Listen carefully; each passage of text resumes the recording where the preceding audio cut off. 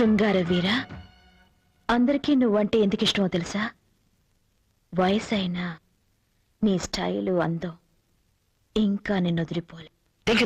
Thank you. పుట్టుకతో వచ్చింది ఎన్నటికీ పోదు. ఎలా ఉంది?